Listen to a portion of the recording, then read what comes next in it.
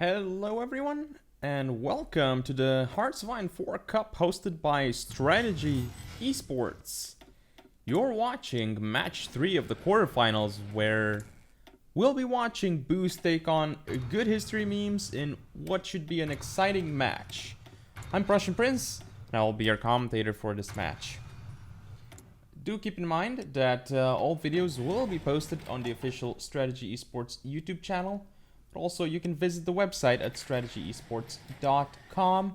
And remember to follow at Strategy Esport on Twitter and Instagram to keep up to date with everything surrounding the HOI4 Cup. Now, let's have a look at the game. So right now, we are watching from the point of view of Boost, because he is Team 1 and Good History Memes is playing as Team 2. Now, Boost seems to have an 18 width template that he just made. It has 2 line artillery and the rest is infantry, whereas we have Good History Memes with a 40 width, 14-4. Also, we can see that Good History Memes is now in the production queue. He is setting up the factories, specifically the military factories. He's setting up some factories on 34 artillery, 34 anti-air, basic infantry equipment, and other production like close air support, I believe. Now that we're back with Boost, who is again Team 1, he is trying to deploy his template. Well, at least he has it in queue. Not quite deployable yet. We can see that he's also done his research. We have electronics, basic machine tools. We also have, interestingly enough, artillery. But here we have Good History Memes switching his research as well. We have 36 artillery, the passive bonus, and then we have some aviation effort, the next focus. Interestingly enough, he has just picked it. He's playing pretty quick, as you can see. He's also researching, well, we can't see it right now, but as you could see earlier, he was researching motorized. In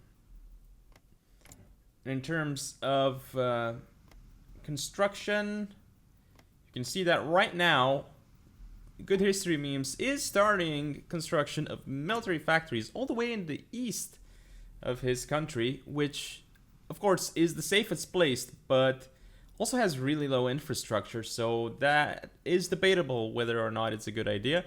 I personally think that he should be building it in high infrastructure. He's also building some anti-air, which, hard to say if it's a good idea or not. I would err on the side of caution and say that it's potentially not the best idea. I would assume that military factories only is the better way to go because you want to increase your production output. In the meantime, we are now looking at Boost screen, and he is on Team 1. Again, I just want to stress that out. He is checking out what Good History Memes is doing in terms of focus. And right now, he himself is going industrial effort, which is a pretty safe start. Looks like, however, Good History Memes is looking at making a light tank template, which he just made. He's looking at the production tab, again, checking out if everything's fine. 8 artillery is actually a very good number. When it comes to the anti-air, that's not necessarily something that could pay off for him. However, the close air support is a nice touch, I think, since that is going to be potentially devastating to the enemy forces.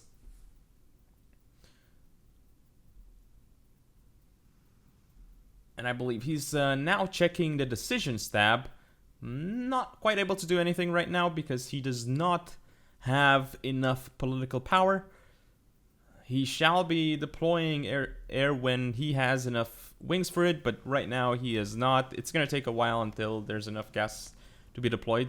Gas, by the way, stands for close air support.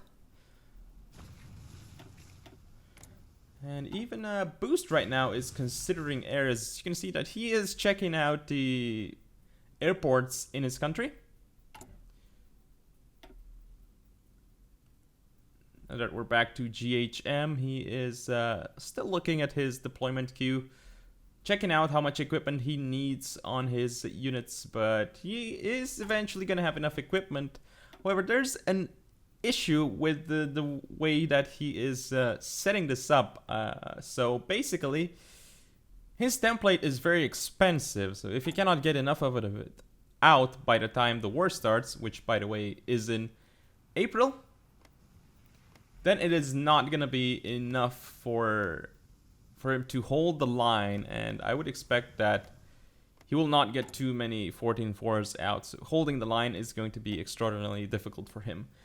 Meantime, however, you can see the boosts template, again, it was 18 with 2-line artillery, so that is much easier to produce and deploy. You will have more of them, and just to make sure that you are all aware, with this mod that the players are using, that's right, there is a mod being used specifically for this tournament. There is no efficiency on the starting factories, so you really have to take that into account. As well as there are some other things like you cannot actually grab political focuses. You're not allowed to change your ideology. There's other rules as well.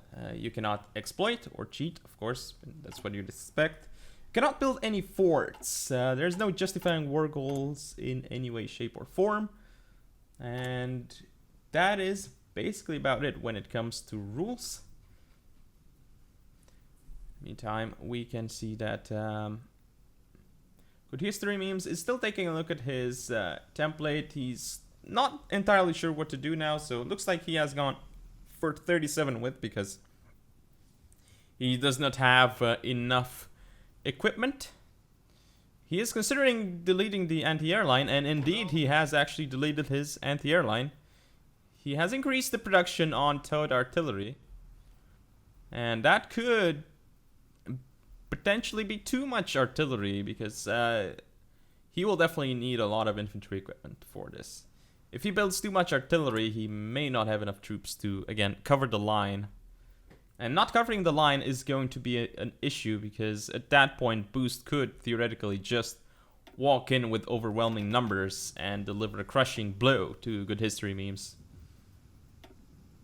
But we will see what Good History Memes has in plan. Looks like he has actually increased the close air support production, and now we're back with Boost. Looks like he has quick deployed rather, an army of 15 divisions, and he's setting up a battle plan with it, specifically a front line. Hard to say if that's a good idea because you are showing your hand to the opponent very early, but that should be alright because there's only like 1 more month to the war, and there should be nothing that Good History Memes can change at this point to counter what Boost is doing. Anyway, so Boost has 15 divisions, and he is still training them. He is checking out the states of GHM right now, see what is going on there.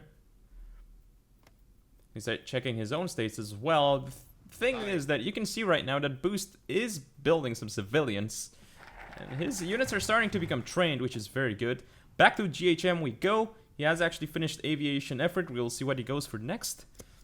Looks like he's thinking about the bomber focus, but instead he does decide to go for the fighter focus. That is probably because he wants 1940 fighter. We'll see if he can actually get it before the... Well, he's definitely not going to have it before the war starts, but he might have it at some point during the war. This is a very risky play though, because that makes him weaker early on since he did not go for army effort or industrial effort. He's just Russian fighters. That's going to make him very weak early on, and he's basically telegraphing to his opponent what he's doing, right? His opponent knows that he's going for air. And back to Boost we go. Henry Giraud is the general selected for the army. Looks like the next tech is going to be mechanical computing. He should have gone for radio though, because in this situation, radio is very good. Especially early on, you really do want that reinforced rate. So he, if he doesn't need reinforced rate, if he thinks he can do without it, that's fine. But that's playing quite greedily. So it may or may not work out. Now we're back to Good History Memes. He has deployed his air and he's flying it over the lowlands right now. Might be taking a decision soon as he has enough political power, but he decides not to do so. And there are still some units that he can deploy. He does not have any units deployed currently. Looks like he can deploy 4 units right now. He is deciding whether or not he wants to deploy them somewhere. And there we go. He's going to deploy them in Breda. 4 of them have been deployed by Good History Memes. There's 1 more that could be deployed soon. And looks like he is preparing a battle plan. But on the other side, we have some issues because, again, Good History Memes only has 4 divisions right now. So what Boost can do is he can just walk in since there are only 4 divisions that GHM has. This is very, very risky for GHM. We'll see what Boost can do. Again, we're watching from GHM's point of view now. Looks like he's going to try an attack onto Antwerp. However, he has 5 40 widths, and with all 5 40 widths, he's attacking into 1 tile, which isn't good. And here you can see Boost going through and encircling all of the divisions of GHM. So right now he's just pushing forward. Boost has overwhelming numbers compared to GHM. So GHM here, not ideal to attack with 540 widths all in 1 tile, because combat width is only 80 width if you're attacking from 1 tile. And right now he's going to start quick deploying some troops, which is a good idea because he definitely needs some troops on the front line. But as you can see, Boost is very, very rapidly advancing, and he's surrounding GHM's troops in Breda right now. So that is definitely an issue for GHM. We'll see if he can break out of that. Indeed, looks like Boost forgot to actually pin down the troops of GHM, and GHM is now going down into Paris, and he's just ravaging the countryside of Boost right now. So this is very good for GHM. However, we'll see if this is enough to change the entire situation, because even with all of this, he does not have the troop count to win this. He has to start deploying troops very quickly. Now we can see from Boost's point of view that he does have units around here, and he's trying to deal with all of these units that GHM has sent him. And there's a lot of snaking going on by GHM right now. If you're not sure what snaking is, basically it's sending units everywhere once you have a breakthrough and just capturing as much territory as you can. So GHM is doing a really good job with that. He is actually hurting the industry of Boost, but this may not be enough because, again, eventually he's going to get surrounded and lose those troops. And besides that, yes, he's hurting the industry for a little while. The industry of Boost, that is. But at the end of the day, Boost has more units. You can see he has 24 right now, and then he is actually advancing into GHM's mainland. So GHM will soon have some issues regarding industry, because his industry will start getting capped by Boost. And you could see that the losses are, well, they're not going to go in favor of GHM very, very soon once these troops are potentially surrounded, because there's no way that they won't be surrounded right now, right? Like, there are just like 2 troops which Boost is surrounding. You can see GHM is setting up his air over on his right side. We'll see if that helps him a lot, but right now Boost is just doing cleanup duty, and there are still some units that he has to surround. Paris is now under control of Boost again. We'll see if he can actually maintain it. But there are still GHM units around here, but he's actually down to 3 divisions from 4. So he did get one of them wiped. He does have Paris again, which is not a bad idea. Again, hurting the industry of Boost.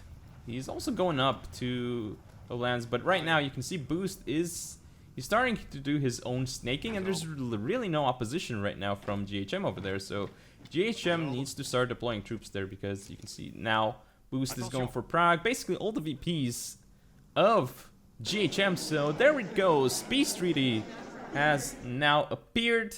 We'll see the Boost should be able to just annex everything, and at this point he's going to be the winner of this quarterfinals and will advance on to the next round, which is the semifinals. So at this point, not much more to say other than, again, I think Going for 14-4 was a bold strategy. I would say a mistake, because that's a lot of production that you have to put into 14-4.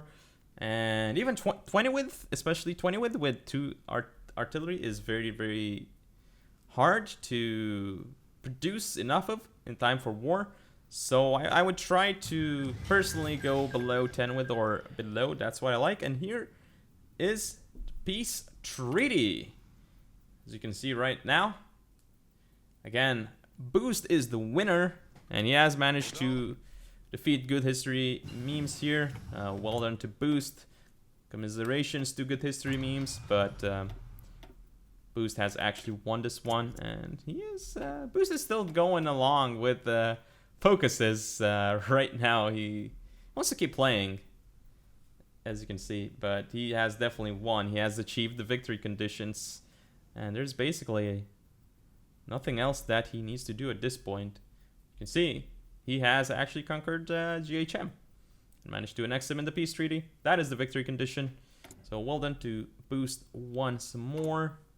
And do remember to follow Strategy Esport on Twitter and Instagram to keep up to date with everything surrounding the HOI4 Cup. And check out the website at strategyesports.com. Thank you all for watching.